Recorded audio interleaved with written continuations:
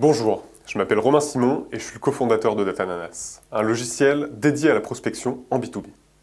J'ai vu beaucoup d'entreprises où le service commercial n'était pas assez structuré. Les commerciaux devaient à la fois prospecter, mais également relancer leurs prospects existants pour générer du chiffre d'affaires. Ils prospectaient donc de façon trop irrégulière et avaient donc des résultats en dents de scie. Dans cette vidéo, nous allons voir quelles sont les étapes clés pour que cela ne vous arrive pas et que vous puissiez consacrer du temps uniquement à des prospects qui sont intéressants pour votre business.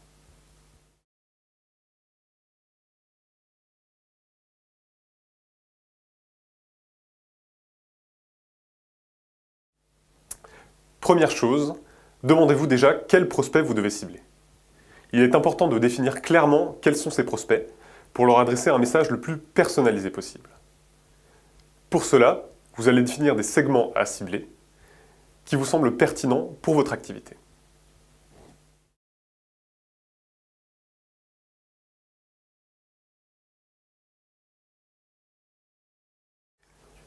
Afin de trouver des prospects, vous avez deux possibilités.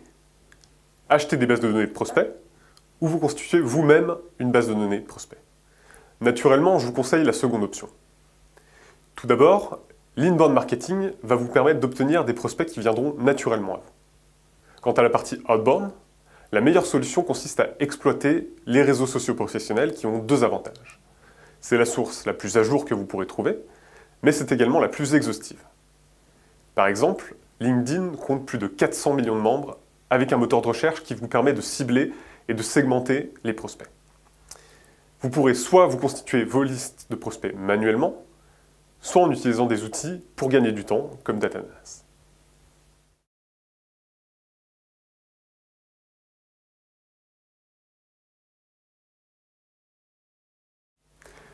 Afin de prendre contact avec ces prospects, vous avez plusieurs possibilités. Prendre votre téléphone, envoyer un email, envoyer un message sur les réseaux sociaux. Je vous invite à tester ces différentes approches et voir celle qui est la plus adaptée à votre business. Cependant, il y a souvent de bonnes raisons de choisir un premier contact par email. Premièrement, vous allez gagner un temps précieux. Entre passer 100 appels par jour, dont très peu vont aboutir sur une prise de contact, ou envoyer 100 emails, la seconde option vous permettra de maximiser votre temps consacré avec des prospects intéressés. Vos prospects seront également beaucoup plus disponibles puisque vous aurez pris un rendez-vous au préalable. Il est également beaucoup plus facile de trouver un email nominatif qu'une ligne directe sur Internet. N'oubliez pas, cette prise de contact est autorisée en B2B pourvu que l'on respecte les règles éditées par la CNIL.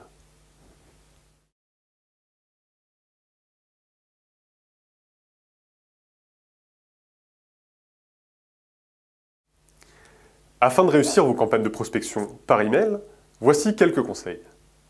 Premier conseil, utilisez les bons outils. N'utilisez pas de logiciel d'emailing dédié à l'email marketing. Ces outils ne sont généralement adaptés qu'à des emails opt-in, c'est-à-dire que le destinataire accepte de recevoir vos communications.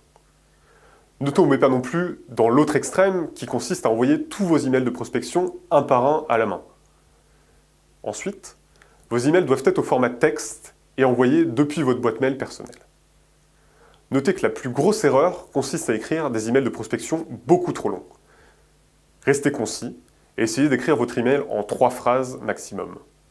Une courte introduction, ce que vous pensez apporter à votre prospect, et un appel à l'action clair qui est généralement une question. N'oubliez pas que votre email sert à prendre contact. Votre objectif n'est pas du tout de vendre, mais d'obtenir un court rendez-vous téléphonique. Montrez donc à vos prospects que vous leur écrivez pour les aider, pour leur apporter de la valeur et non pas pour vendre. Un autre conseil, personnalisez au maximum vos emails de prospection.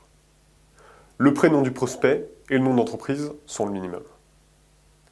Pour finir, vous devez relancer. Vous pouvez envoyer jusqu'à 5 ou 6 relances afin de maximiser votre taux de réponse. C'est une étape que vous pouvez facilement automatiser en créant des scénarios de prospection avec des logiciels adaptés. Attention cependant à varier les approches et à les espacer dans le temps pour ne pas tomber en spam. En respectant ces différentes règles, vous devriez obtenir un taux de réponse supérieur à 50%. Si ce n'est pas le cas, c'est que soit vous ciblez mal vos prospects au début, soit que vos emails sont mal écrits, ou encore que votre proposition de valeur n'est pas assez évidente.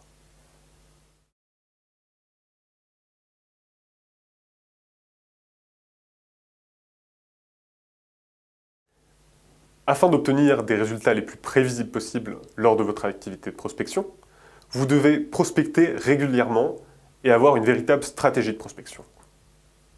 Cette stratégie de prospection doit vous permettre de passer le moins de temps possible sur des activités à faible valeur ajoutée comme trouver des prospects avec leurs coordonnées, passer du temps à essayer de joindre des prospects par téléphone, afin de pouvoir consacrer plus de temps à ce qui est important, c'est-à-dire votre temps avec des prospects intéressés.